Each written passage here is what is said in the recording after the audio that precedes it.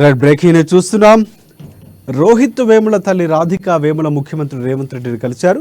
రోహిత్ ఆత్మహత్య కేసును క్లోజ్ చేయడంతో రోహిత్ తల్లి సీఎంను కలిసి తమకు న్యాయం జరిగేలా చూడాలని కోరారు. సమగ్ర విచారణ జరిపించాలని సీఎంకు ఆమె ప్రత్యేకంగా వినతి పత్రం సమర్పించారు.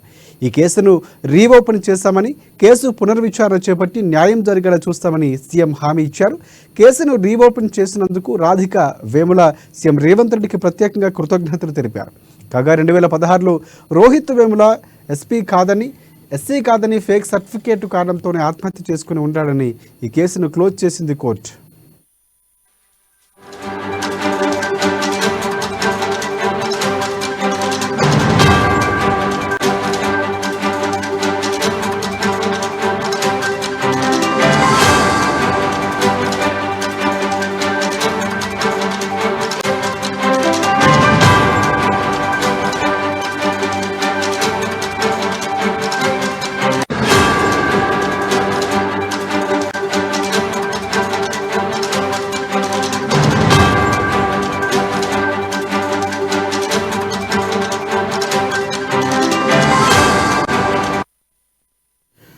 రెడ్ బ్రేకింగ్ ని చూస్తున్నాం. రోహిత్ వేముల తల్లి రాధిక వేముల ముఖ్యమంత్రి రేవంత్ రెడ్డిని కలిశారు. రోహిత్ ఆత్మహత్య కేసును క్లోజ్ చేయడంతో రోహిత్ తల్లి సీఎంను కలిసి తమకు న్యాయం జరిగేలా చూడాలని కోరారు.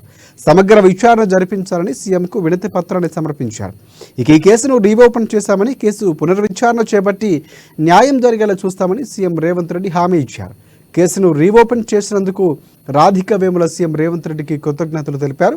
కాగా 2016లో రోహిత్ వేముల ఎస్సీ కాదని ఫేక్ సర్టిఫికేట్ కారణంతోనే ఆత్మహత్య చేసుకుని ఉంటాడని ఈ కేసును క్లోజ్ చేసింది కోర్టు.